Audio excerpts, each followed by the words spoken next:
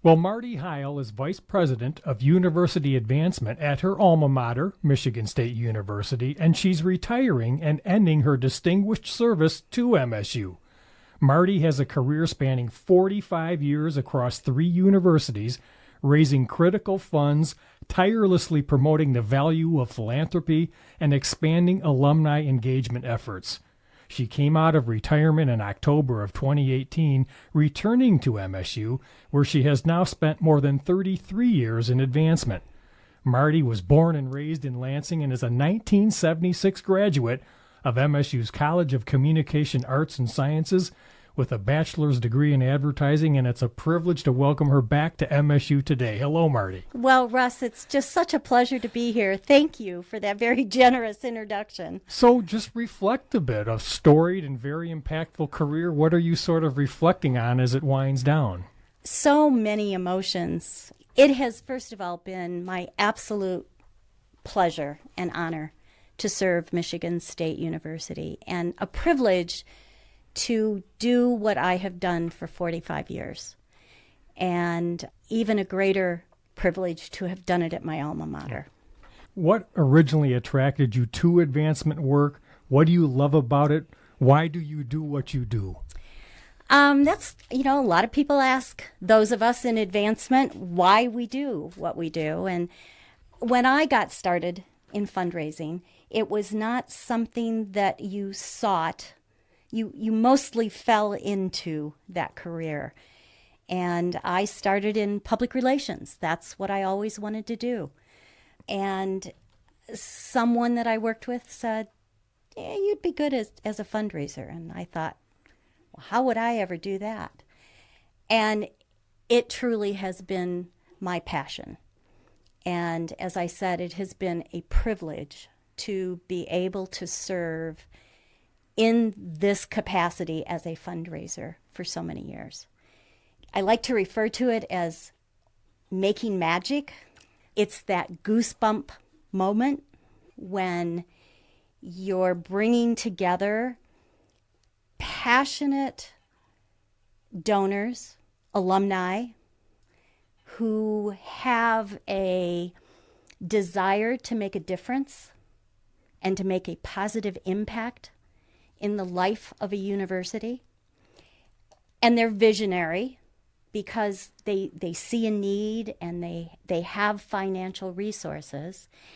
And our job as fundraisers is to be able to match those visionary donors and alumni with visionary faculty who are making a difference, either through their research. It's matching them with students who will also make a difference in the world, who will make the world better. And to watch a donor get joy from seeing their financial resources be put to good use and to make a difference in a student's life or to make a difference in a faculty research discovery, it's magic. What attracted you back in 2018 when your alma mater needed you and called you back? At that time, I was retired and had just left about 9.5, almost 10 years at 2 other institutions. There's something special about being a Spartan. There will always be. I will always be a Spartan, no matter where I am, as will most, if not all, of our alumni, MSU graduates.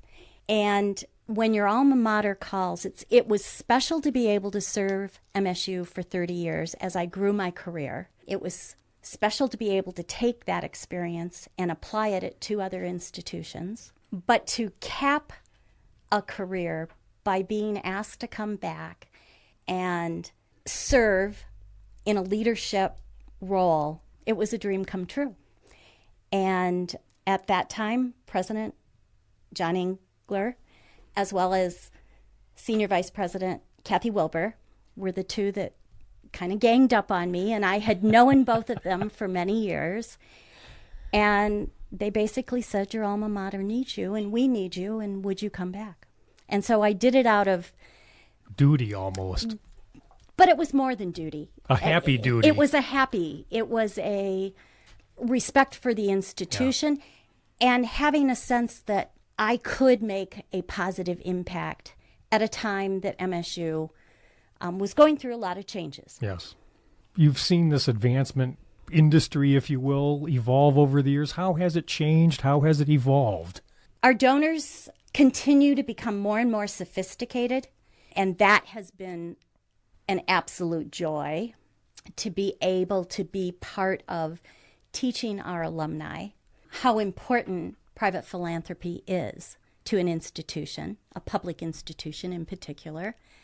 I started at Michigan State in 1980, and I think at that time our entire staff, including gift processing, including our receptionist, including the vice president, our total staff might have been 20 people. And I remember that first year, we were raising around $12 million. I remember we had a champagne toast for our first $1 million gift. And then you fast forward, and we now have around 320 staff in university advancement. And we're raising, currently, with 3 months to go, we're at $224 million.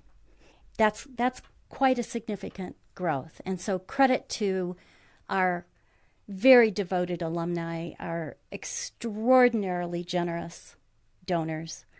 It takes a village. We have an incredibly talented staff. And the university has embraced alumni engagement and fundraising to the point where they all here on campus understand the value and understand the importance and the impact that private philanthropy can make. And Marti, talk more about why that's so important. Why is the private fundraising, sort of that margin of excellence, so important to a place like MSU? While it would appear as though we have a huge budget, and we do have a huge budget, it is mostly earmarked, and the majority of it is earmarked. And so private philanthropy provides that margin of excellence to be able to attract an outstanding faculty from across the country because there's an endowed chair affiliated with it. And so most faculty, when they're doing research and they're doing teaching and they're providing service, they are also obligated to raise money to help with their research. So whether that's a federal grant or a private grant. And what makes the difference in attracting those outstanding faculty and retaining the superstar faculty is having an endowed chair that pays for the margin of excellence so that they don't have to spend time going out and raising funds to do their research. They have a pool from that endowed fund that helps them. Or the students who have scholarships that make a difference whether they can attend school or not. And they're going to become the brilliant doctor, or they're going to become the policymaker in government, or they're going to become the social worker or the educator as they go out and change the world. And as we talked about, the world changes, the world evolves and grows. What would you say are both some challenges and opportunities ahead for higher education advancement in general, but particularly for MSU? There's always challenges. And I would say that part of the challenge for Michigan State is that, comparatively speaking, with our sister institutions, just even in the Big Ten, they've all been raising money for many years longer than Michigan State has. We didn't start private philanthropy as an active strategic department until late 60s. And most of the other Big Ten institutions started raising money in the early 1920s, 1930s. And so we have some catching up to do and educating our alumni why private philanthropy is so important. We also were categorized early on in Michigan State's history as being a state-supported institution. And we really are no longer state supported. We certainly are state assisted, and we depend heavily on the state of Michigan for much needed funding. But as that percentage grows in terms of our total budget, it is more and more imperative that private philanthropy helps make up the difference. Your successor is Kim Tobin. She will take over as vice president for university advancement. Obviously, you don't want to tell her what to do or anything, but just some advice for Kim as she comes in. I have had the privilege of meeting with Kim several times since her appointment. She's someone who I am very excited about. It makes a difference when you've put as much time and years and effort into an organization. I have no qualms handing the leadership over to Kim. I think she's going to be terrific. I think the staff is going to respond to her as a leader. I know our alumni and our donors are going to embrace her. I think probably the best piece of advice I would give Kim is to embrace being a Spartan and to be a sponge and learn as much as she can about Michigan State and the culture of Michigan State and our alums. I've shared with her, and one of the first things we've all tried repeatedly to say to her, and she's actually, it's become a joke with us, but I've said, okay, you need to practice. When someone says go green, what do you say back? And she very quickly now learns that saying go white is the proper response. So I'm just so excited about Kim.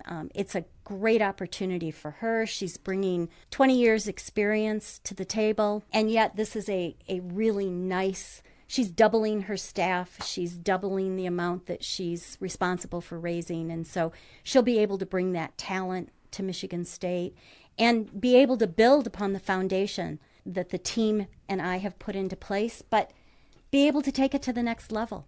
And I will be her biggest cheerleader and the staff's biggest cheerleader, and I think she's already jumped in. Well, Marti Heil, your passion for making MSU as good as it can be really comes through, and thank you as a Spartan myself for your very impactful work over your career. And just any final thoughts as we wrap up our conversation? Well, Russ, thank you. This has been delightful, but most importantly, once a Spartan, always a Spartan. And being born and raised in Lansing, there was never any question where I was going to go to school.